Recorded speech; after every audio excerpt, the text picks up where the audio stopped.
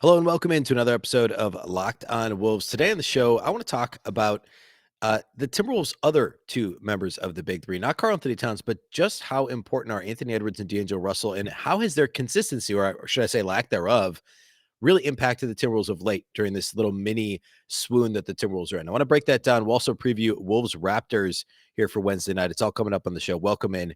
You are Locked On Wolves. You are Locked On Timberwolves, your daily Minnesota Timberwolves podcast. Part of the Locked On Podcast Network. Your team every day.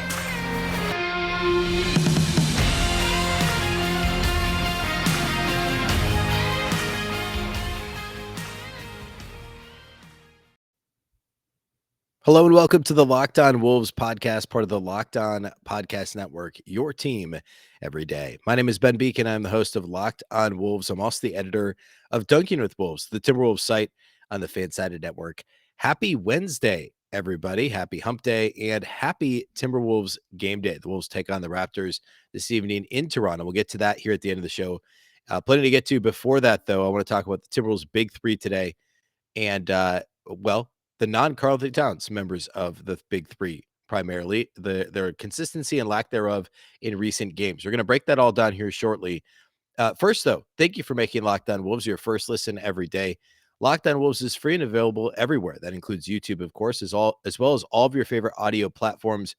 We're talking Apple, Google, Spotify, Odyssey, anywhere you listen to podcasts, you can find this show. You can also follow on Twitter at Locked On T-Wolves and at Beecken. That's with two B's, two E's, C-K-E-N. Okay, so let's start by talking about D'Angelo Russell and Anthony Edwards. Obviously, the Timberwolves have a Big Three. Karl-Anthony Towns is head and shoulders the best player of the team. I know there's this kind of like Anthony Edwards is phenomenal, right? If you're not a Timberwolves fan, and you just kind of have a whatever the average national opinion is of the Timberwolves as of right now, you probably think they're young, up and coming. Anthony Edwards is the next greatest thing, and he's already a superstar. Well, all of that's true except for the Ant is already a superstar part. Ant is fantastic, and his explosiveness, his there's so many things about Anthony Edwards that are phenomenal, and I'm not about to argue that he's not already. We'll call him a star, right? Lately, though, he's showing why there are still some issues with his game, and he is not the best player in the Timberwolves, and there's really no question about that. And Timberwolves fans know that, right? I'm not breaking any news here, but I'm also not entirely constructing a straw man. There is a higher national opinion of Anthony Edwards because of the goofiness, the highlight reel dunks, the random scoring outbursts that he has, the highlights he produces. Earlier this season, it was almost every night. Lately, and I want to acknowledge this, the injuries have obviously contributed to a lot of this, right? The ankle injury just prior to the All-Star break, the sore knee issue that's, I think both knees really have hampered him most of the season, but especially of late. But I was on the Locked On NBA show a few weeks ago, and Jackson Gatlin, the fantastic host of Locked On NBA and also Locked On Rockets, asked me if this was Anthony Edwards' team or Karl-Anthony Towns' team. Now, I told him in the moment I didn't like that question, and I would still say that. But the answer is Karl-Anthony Towns, right? It's his team. He is the multi-time All-Star, the three-time All-Star, somebody who's been in an All-NBA team, somebody who currently is one of the best 15 players in the league, if not top 12. Anthony Edwards is probably a top, 40 player in the league, maybe top 45 player in the league. It has an infectious personality, but he's 20 and it's not his team, which is fine. But what I want to get at, I guess, is Karl-Anthony Towns is by far the best player in the team, but just how important are Anthony Edwards and D'Angelo Russell? And have we not been focusing enough? Right. I mean, there's kind of this easy, like, hey, the big three are great. What about the supporting cast? What has Malik Beasley done for me lately? What has Jaden McDaniels done? Well, those guys are both hurt. What has Jaden McDaniels done for me lately? What has, insert role player here done for me lately? Right. The consistency of Jalen Noel. And we talk a lot about how great Patrick Beverley is, which is 100% true and changing. I want to get to him actually a little bit later in the show about the culture change and some of that stuff. There was an Athletic article that talked a little bit about that by a national writer. So I want to get to Pat Bev too, but I don't know that we focus enough on the struggles that the Timberwolves that the Timberwolves big three has had to this point, really, I guess in the month of March, if we're going to break it down to a really specific time frame. Let's start with Anthony Edwards, because that's kind of where I started the podcast. Ant lately has really struggled to score with efficiency. He's had a couple of good games more recently, but the shooting percentage has struggled. And you can go back to when he missed, what was it, 3 games with the knee issue after he got hurt against Cleveland. And since then, he's averaging 18.7 points a game, which is obviously below his season average, which is around 21. He's shooting 44% from the field, but he's shooting 42% from 3-point range. He's just getting into the paint and attempting shots at the rim a lot less often. And when he has been getting to the rim, he's been missing at the rim quite a bit. He's only attempting 2.6 free throws per game over that stretch. And compare that to his season stats. And I lost that here. But his season stats, well, actually, here, I'll do it this way. He's averaging 2.2 free throw attempts per game over the past 10 games. For the season, he's 4.1 free throw attempts per game. So he's just a little under or a little over half the free throw attempts per game of late. The field goal percentage and the 3-point percentage are up, which is great. But again, he's getting to the paint less, he's getting to the line less, and that's largely because of, I would assume, the injuries that he's dealing with, the knee, and probably to a lesser extent at this point, the ankle. But the overall scoring's down, the overall usage is down, and the free throw attempts are down.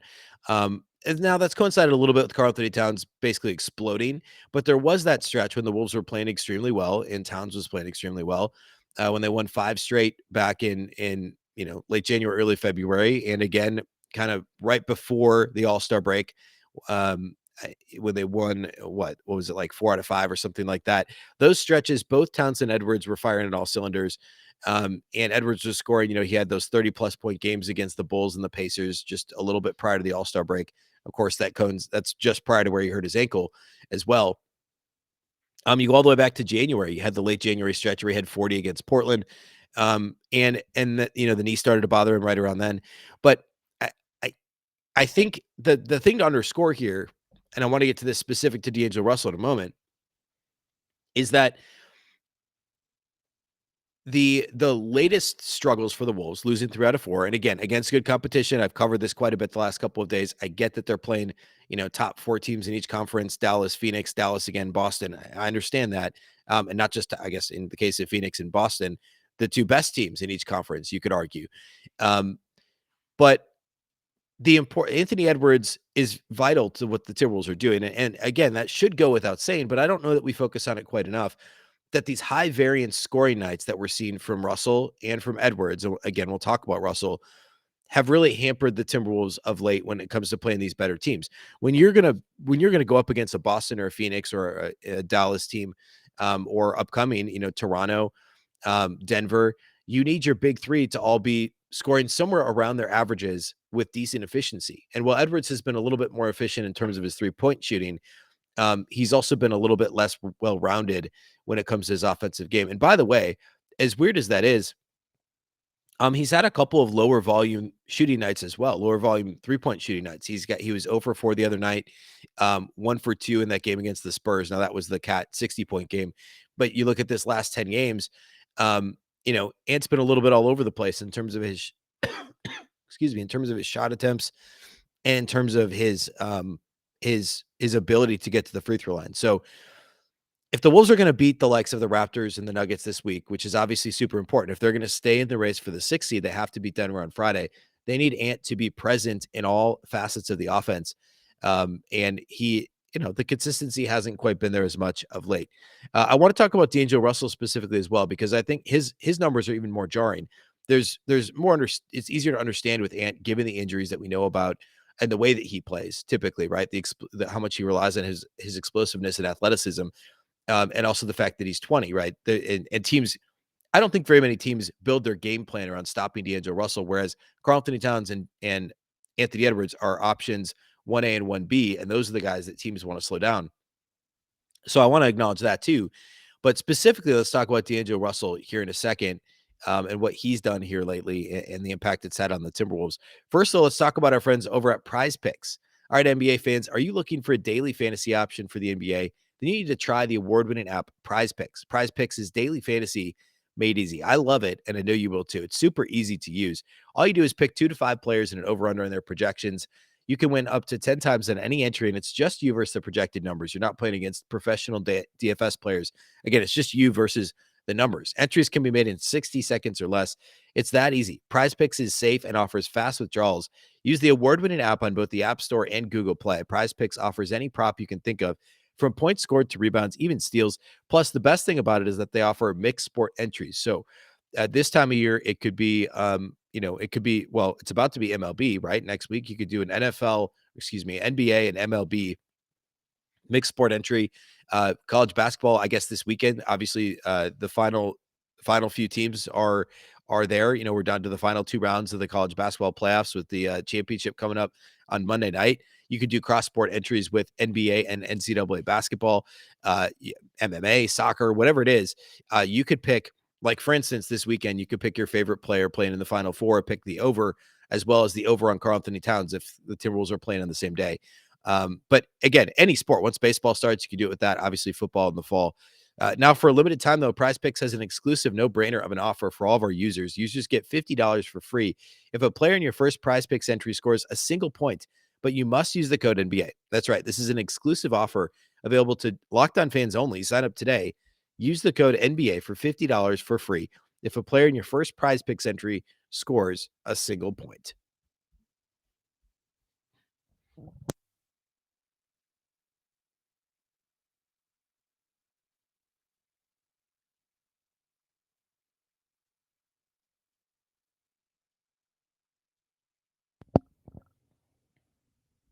All right, let's talk about D'Lo. First, though, let's another thank you for making Locked On Wolves your first listen. For your next listen, you could check out the Locked On Now podcast, nightly recaps of every NBA game with analysis from our local experts. It's free and available wherever you get podcasts. And I've said this before. I'll say it again. This is the best way to get caught up on NBA action. If you are watching the Wolves and miss the rest of what's going on around the NBA, don't just look at box scores or Twitter or whatever. Listen to Locked On, the Locked On Now podcast. It's going to give you the best kind of swing around the league, what happened the night before. So be sure to subscribe and listen to that.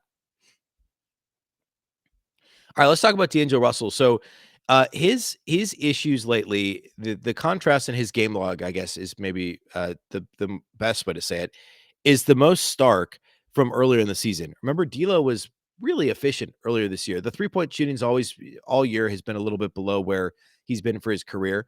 But lately, even though the assist numbers haven't really struggled much, the overall scoring and the field goal percentage has not been impressive. We could use that same 10-game span as we did with Ant,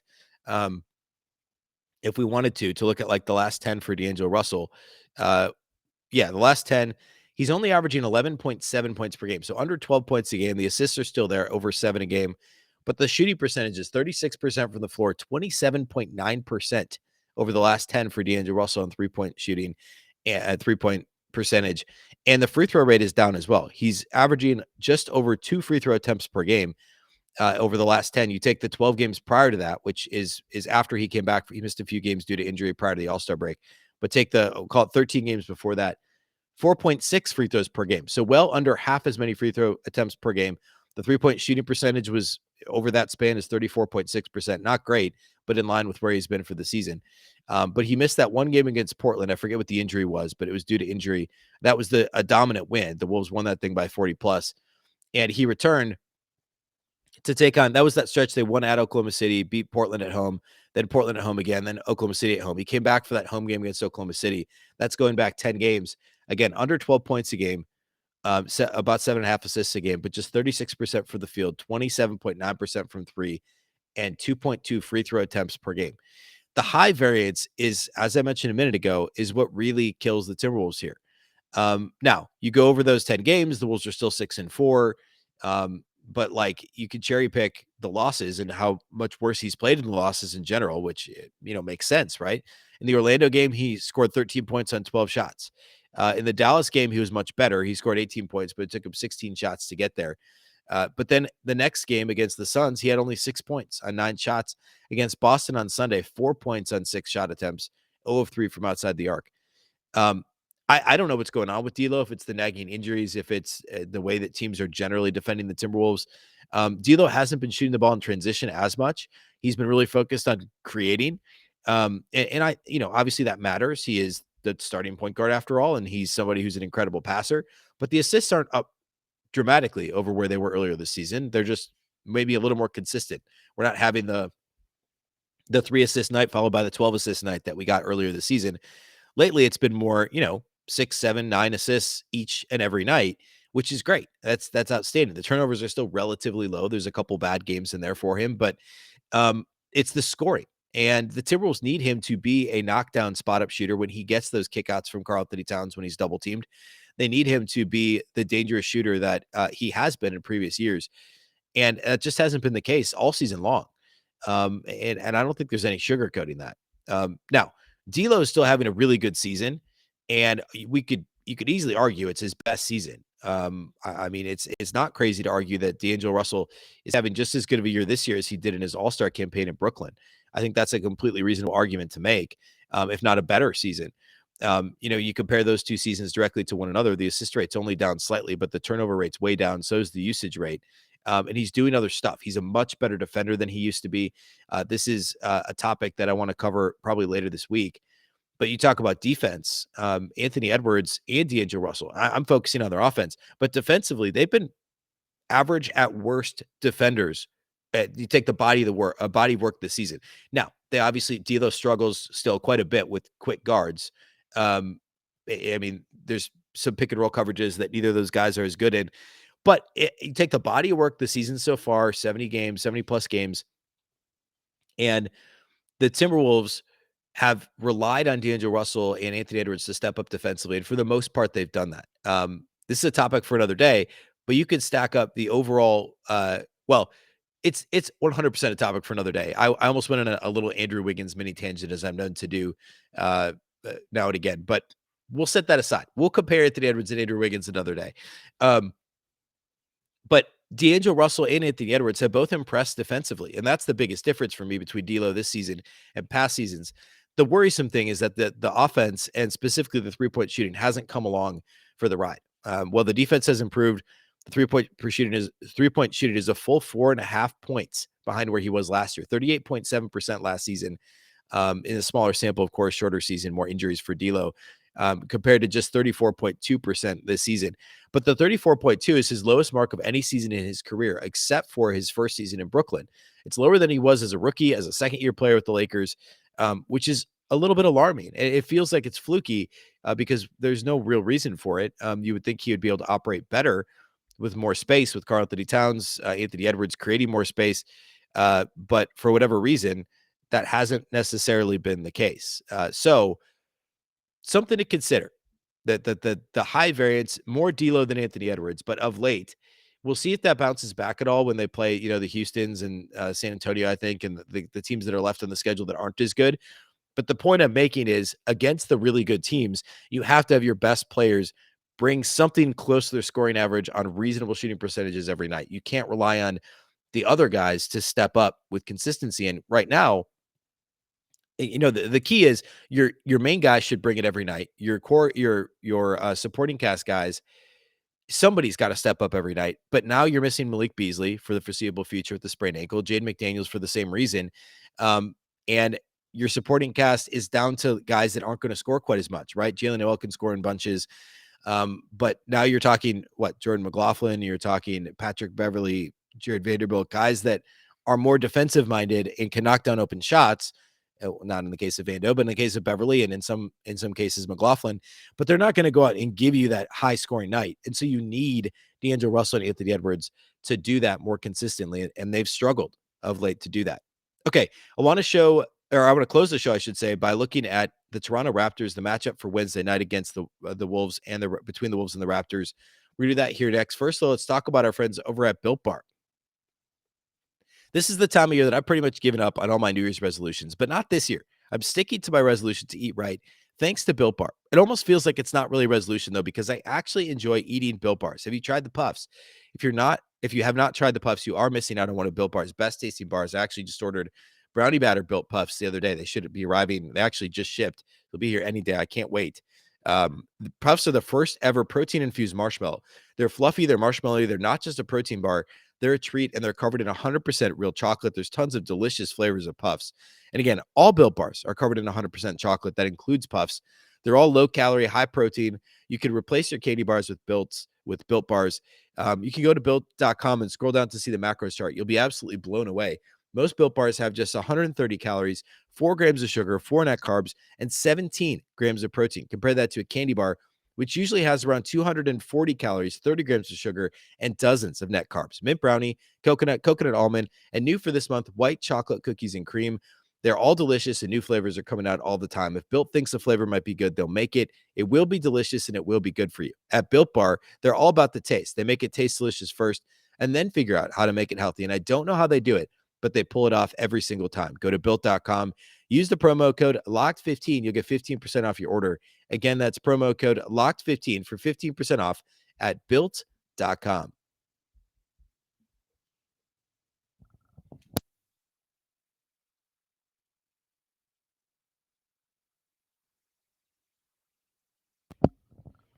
All right, let's talk Wolves Raptors. The Timberwolves haven't seen Toronto since the game right before the All-Star break. You'll remember it was like a Tuesday loss to Charlotte, or excuse me, a win over Charlotte. Anthony Edwards sprained his ankle at the end of the first half, missed the second half of the Charlotte game. They went and played the next night, Tuesday to Wednesday, both games at home, Wednesday night back-to-back at home against Toronto. Edwards decided to come out and play, and he did not play well a night after spraining his ankle, which maybe shouldn't have been a surprise.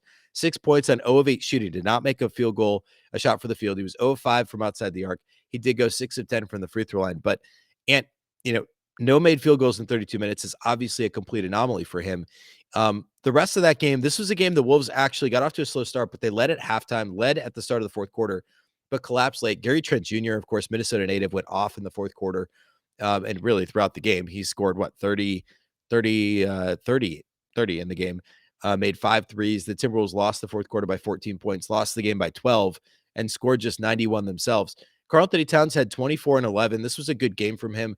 Toronto's got some strong defenders in the front court. I mean, you're talking about, excuse me, Kem Birch. You're talking about Chris Boucher. They've got guys that can defend in the front court.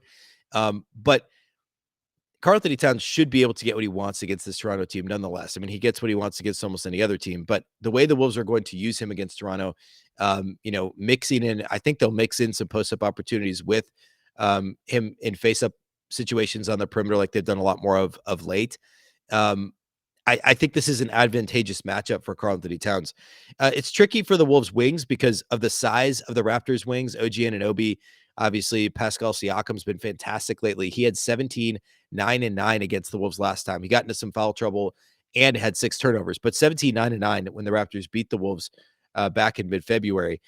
So Siakam's going to be a tough cover, especially with no Jaden McDaniels. Look for Jared Vanderbilt to be super important in that department. Again, OG Anunoby, Scotty Barnes. Everybody loves Scotty Barnes. This is a really a deep roster that now includes Thaddeus Young. Precious Achiuwa's a tough matchup off the bench. He had a good game against the Wolves last time around too. They've really kind of remade this roster and included some of these young, big wings and bigs, really, with length and athleticism. And those are the types of guys that the Wolves as a whole could struggle with. Karl-Anthony Towns should have a great game, but especially with no Jaden McDaniels, how are the likes of Naz Reid, how are the likes of Jared Vanderbilt going to handle? Are they going to be able to stay out of foul trouble? Are they going to be able to hold their own on the glass? The Wolves were a -6 on the glass last time they faced Toronto. And also the Raptors are the second best offensive rebounding team in the league by percentage. And the Wolves, of course, as we know, struggle to defensive rebound the ball. They've been the worst, or they've been the bottom 3 all season. I think at the moment they're 29th in defensive rebound percentage. So this is a tough matchup in that regard for Minnesota. So the keys to me are Karl-Anthony Towns staying out of foul trouble, which he should be able to do because the Raptors' best players, they don't have high usage front court players for the most part, right? I mean, Chris Boucher, Precious Achiuwa, these guys aren't necessarily going to put up big scoring numbers. They aren't going to dump the ball into the post. Karl-Anthony Towns should be able to avoid foul trouble if he can avoid silly fouls on the perimeter. Help defense or pick and roll situation if the Wolves are switching, or if Towns is showing hard on the perimeter against Siakam and Anunoby and guys like that. The Timberwolves should be able to keep him out of foul trouble, and that to me is the biggest thing in this game. Toronto also doesn't turn the ball over, but they turn you over. They're actually the only team in the league that has a better defensive turnover rate than the Timberwolves, meaning the Wolves are the second best team in the league at forcing opponent turnovers. The Raptors are the best. To go with that, the Raptors don't commit turnovers themselves. They're second in offensive turnover rate. So while they don't get to the free throw line a ton, they're not an outstanding three-point shooting team. They're fine. They're kind of middle of the pack in terms of attempts and percentage, or rate and percentage. Actually, they're bottom 10 in rate, but percentage to middle of the pack. They're not a great three-point shooting team. They don't get to the free throw line a ton, and they're pretty mediocre when they get there, but they don't turn it over, and they're a fantastic offensive rebounding team. The Wolves rely on turning other teams over, and they're not a good defensive rebounding rate. So while this is a decent matchup for Towns, overall, the Raptors are a tough match for Minnesota because of the way that their strengths line up with the Timberwolves' weaknesses. To layer on top of that, Toronto's won 9 of their last 11. 4 of their last 5, they were at the 500 mark in late January, and they've been fantastic since then. They're currently well, I lost it, but they're let me grab their current record here, but they've been really good since the end of January. They're currently 43-32, so very similar record to Minnesota. And again, a tough matchup. And this one's at Toronto as well, of course, as the road trip continues before the Wolves go on to Denver on Friday night. But the Wolves can't look past this one. They shouldn't. Toronto's a really good team.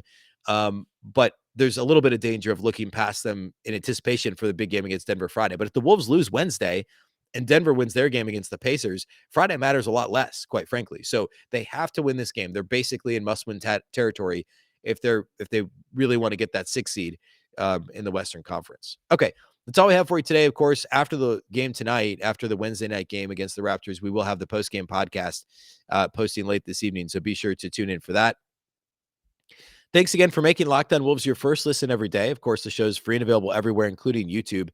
You can also find the show on any of your favorite audio platforms, Apple, Google, Spotify, Odyssey. You can also follow on Twitter at Locked On T-Wolves and at Beecken with 2 B's, 2 E's, C-K-E-N. Of course, Locked On Wolves is part of the Locked On Network, your local experts on all the biggest stories. Now that you made Locked On Wolves your first listen, you can make your second listen Locked On NBA. Locked On experts covering the biggest stories around the NBA every Monday through Friday in less than 30 minutes. It's free and available wherever you listen to podcasts. Once again, I'm Ben Beecken. This is the Locked On Wolves podcast, and we'll catch you next time.